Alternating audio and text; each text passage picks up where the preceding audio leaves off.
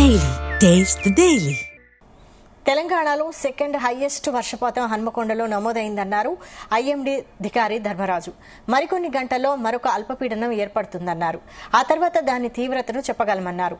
Pacific మహాసముద్రంలో La Nina conditions ఉన్నాయని, దీంతో రాష్ట్రంలో భిన్న వాతావరణం ఉంటుందని తెలిపారు. పగటిపూట కొంత చల్లటి వాతావరణం ఉంటుందని, రాత్రిపూట కొంత వేడి వాతావరణం ఉంటుందన్నారు. డిసెంబర్ తర్వాత లానినో కండిషన్స్ బలహీన పడతాయంటున్న ఐఎండీ అధికారి ధర్మరాజుతో మా ప్రతినిధి వంశీకృష్ణ ఫేస్ టు ఫేస్.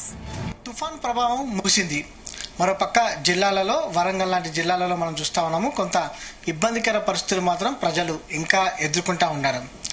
ఈ సందర్భంలో రానున్నటువంటి వెదర్ ఎలా ఉండబోతుంది, ఎందుకంటే రాబోయేది చలికాలమే కాబట్టి ప్రజెంట్ వాతావరణ అధికారులు ఏమంటా ఉన్నారు, అన్ని వివరాలు కూడా మనం వెదర్ అప్డేట్స్కి సంబంధించి వారి మాటల్లోనే తెలుసుకునే ప్రయత్నంతో మనతో పాటు మాట్లాడడానికి ఐఎండీ అధికారి ధర్మరాజు గారు మనతో పాటు ఉన్నారు. వారితో మాట్లాడదాం. సార్ చెప్పండి, మొత్తం మీద తుఫాన్ ముగిసింది, ఏ జిల్లాలకు ప్రధానమైనటువంటి ఎఫెక్ట్స్ ఏర్పడ్డాయి అంటారు? ముఖ్యంగా దాదాపు 9 జిల్లాల్లో మనకి చూసుకున్నట్లయితే సుమారు 14 చోట్ల అత్యంత భారీ వర్షాలు అనేవి నమోదయ్యి, అధికంగా 39 సెంటీమీటర్ల వరకు కూడా హనుమకొండలో మనకి భీమినిపల్లిలో మనకి ఎక్కువగా వర్షపాతం అనేది నమోదైన గణాంకాలు కూడా చూసాము. ముఖ్యంగా హనుమకొండ, వరంగల్తో పాటు మహబూబాబాద్ ఈ యొక్క జిల్లాల్లో కూడా అధిక మొత్తంలో వర్షపాతం రావడం అనేది తీవ్ర స్థాయిలో ఎక్కువగా ఇంపాక్ట్ అనేది కూడా మనం చూసాము. ఒక విధంగా చూసుకున్నట్లయితే ఈ యొక్క గ్రౌండ్ వాటర్ టేబుల్ ఏదైతే ఉందో, ఇటు నైరుతి ఋతుపవనాల వల్ల కురిసినటువంటి వర్షాల వల్ల ఆల్రెడీ రీఛార్జ్ అయి ఉన్నటువంటి గ్రౌండ్ వాటర్ టేబుల్ కి మళ్ళీ అదనంగా వాటర్ యాడ్ అవడం వల్ల కూడా ఈ యొక్క భూమిలోకి నీరు ఇంకడం అనేది కూడా టైం టేకెన్ ప్రాసెస్ కింద చెప్పొచ్చు. నైరుతి ఋతుపవనాల సీజన్ లో తెలంగాణ రాష్ట్రంలో ఎంత పర్సెంటేజ్ వరకు నమోదైందంటారు? ఒక విధంగా చూసుకున్నట్లయితే నైరుతి ఋతుపవనాల కాలంలో తెలంగాణ రాష్ట్రానికి మనకి సుమారు 30% అధికంగా వర్షపాతం అనేది నమోదైంది.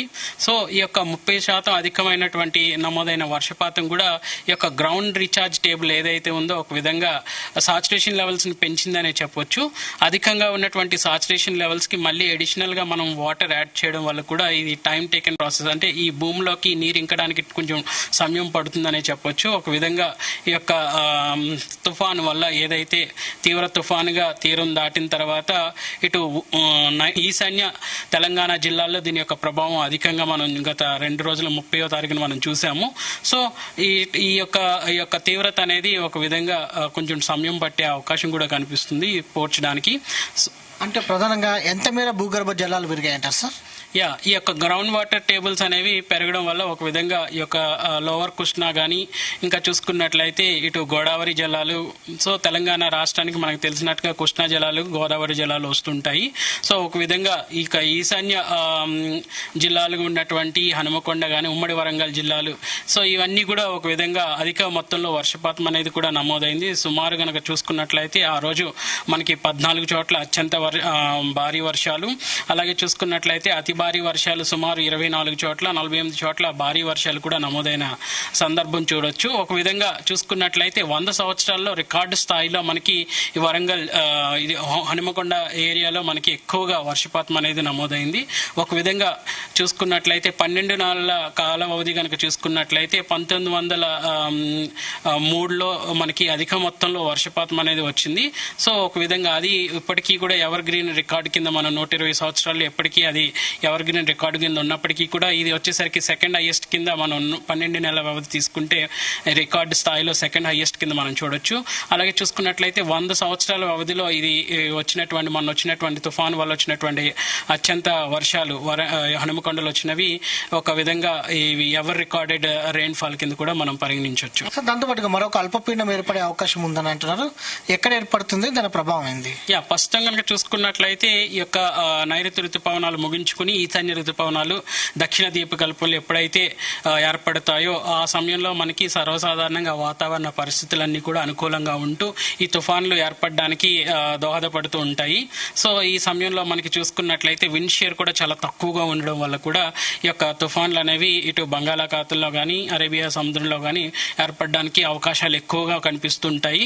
సో ప్రస్తుత కాలంలో బంగాళాఖాతంలో ఏర్పడిన తుఫాన్లన్నీ కూడా తీవ్ర తుఫాన్లుగా ఈ యొక్క తీరాన్ని ఉపరితలాన్ని తాకిన సందర్భాలు మనం చూడొచ్చు. సో ఒక విధంగా చూసుకున్నట్లయితే ఏదైతే వార్మింగ్ ఎన్విరాన్మెంట్ మనం మాట్లాడుతున్నామో, తరచుగా క్లైమేట్ చేంజ్ అంటున్నాము, తర్వాత గ్లోబల్ వార్మింగ్ అంటున్నాము. సో ఈ యొక్క ఇంపాక్ట్స్ అన్ని కూడా ఇటు భూ ఉపరితలం మీదే కాకుండా సముద్ర ఉష్ణ తీవ్రతల మీద కూడా అది ఒకటి ఏర్పడుతుంది అన్నారు కదా, ఎక్కడ ముఖ్యంగా చూసుకున్నట్లయితే ప్రస్తుతం ఇది మయన్మార్ ఈ యొక్క దీవుల్లో ప్రస్తుతం ఇన్వెస్టిగేట్ చేస్తున్నాము. సో రానున్న కొన్ని గంటలు ఇది ఉపరితల చక్రవాకం కింద ప్రస్తుతం కొనసాగుతుంది. అంటే ఎక్కడెక్కడ ప్రభావం ఉండే అవకాశం ఉందంటారు? సో ప్రస్తుతం ఇది ఏర్పడిన తర్వాత దాని యొక్క ప్రభావం అనేది మనం చూడొచ్చు. ప్రస్తుతం ఇది ఫుల్ ప్లెజ్డ్ గా అయితే ఏర్పడలేదు. ప్రస్తుతం ఇది ఇంకా ఇన్వెస్టిగేటెడ్ ప్రాసెస్, అంటే ఆ ఉపరితల చక్రవాకం కిందే ప్రస్తుతం కొనసాగుతుంది. సో దాంతోపాటుగా వర్షాకాలం సంబంధించి ముగిసింది. ప్రజెంట్ తుఫాన్ ప్రభావం ముగిసినటువంటి సందర్భం మనం చూస్తా ఉన్నాము. వాతావరణం ఎలా ఉందంటారు? ఫర్దర్ గా చలికాలం కాబట్టి ఎలా ఉండబోతుంది వాతావరణం కూడా? ముఖ్యంగా చూసుకున్నట్లయితే మనకి నిన్న చూసుకున్నట్లయితే లాంగ్ రేంజ్ ప్రిడిక్షన్ ప్రకారం కూడా ఈ యొక్క నవంబర్ లో ఈ యొక్క గరిష్ట కనిష్ట ఉష్ణోగ్రతలు ఏ విధంగా ఉంటాయి అనేది ఒక నివేదిక అనేది పొందుపరచడం జరిగింది. సో గరిష్ట ఉష్ణోగ్రతలు నవంబర్ లో కనుక విధానం చూసినప్పుడు చాలా చోట్ల రాష్ట్రంలో కనుక ఇటు భారతదేశంలో కనుక చూసుకున్నట్లయితే, ముఖ్యంగా దక్షిణ ద్వీపకల్పంలో కనుక తీసుకున్నట్లయితే తెలంగాణ రాష్ట్రానికి ఈ యొక్క గరిష్ట ఉష్ణోగ్రతలు సగటు కంటే కూడా తక్కువగానే నమోదయ్యే అవకాశం కనిపిస్తుంది. ఒక విధంగా కొమరంభీం, ఆసిఫాబాద్ లో మనం చూసుకున్నట్లయితే సగటుకు దగ్గరగా కొనసాగినప్పటికీ మిగిలిన రాష్ట్రంలో ఉన్నట్టు మిగిలిన జిల్లాల్లో మనకి సగటు కంటే తక్కువగా కొనసాగి, అలాగే కనిష్ట ఉష్ణోగ్రతలు సగటు కంటే కూడా ఎక్కువగా కూడా ఉండే అవకాశం కూడా కనిపిస్తుంది. ఒక విధంగా పగటిపూట ఉష్ణోగ్రతలు రాత్రిపూట ఉష్ణోగ్రతలు ఎలా ఉన్నాయండి? ముఖ్యంగా పగటిపూట ఉష్ణ తీవ్రత కొంచెం తగ్గినప్పటికీ కూడా రాత్రిపూట కనిష్ట ఉష్ణోగ్రతలు పెరిగే అవకాశం కనిపిస్తుంది అనేసి కనిపిస్తున్నాయి. విభిన్న వాతావరణం ఉందనుకోవచ్చా? ఒక విధంగా చూసి గ్లోబల్ టెలికనెక్షన్స్ ప్రకారం కూడా చూసుకున్నట్లయితే ప్రస్తుతం ఇటు ఈక్వటోరియల్ పసిఫిక్ మహాసముద్రంలో మనం చూసుకున్నట్లయితే లానినా కండిషన్స్ అనేవి కొనసాగుతున్నాయి. సో ఈ లానినా కండిషన్స్ అనేవి హిందూ మహాసముద్రం మీద కూడా ఈ యొక్క ప్రతికూల వాతావరణ పరిస్థితులన్నీ నెలకొల్పబడే అవకాశం కూడా కనిపిస్తుంది.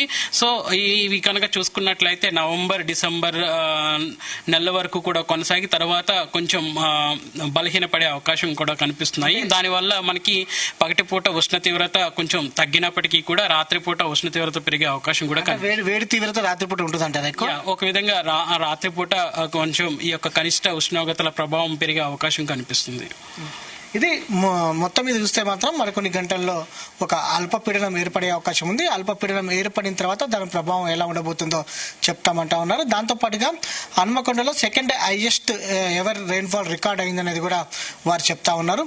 దాంతోపాటుగా అటు చలికాలం కూడా ఉన్న నేపథ్యంలో ప్రజెంట్ పసిఫిక్ మహాసముద్రంలో లానినో కండిషన్స్ ఉన్న నేపథ్యంలో పగటి ఉష్ణోగ్రతలకు రాత్రి ఉష్ణోగ్రతలకు తీవ్రమైనటువంటి వ్యత్యాసం ఉంటుందని, పగటి ఉష్ణోగ్రత కొంత చలిగా ఉన్నా రాత్రి ఉష్ణోగ్రత మాత్రం కొంత వేడిగా విభిన్న వాతావరణం ఉందనేది కూడా అధికారులు చెప్తా ఉన్నారు.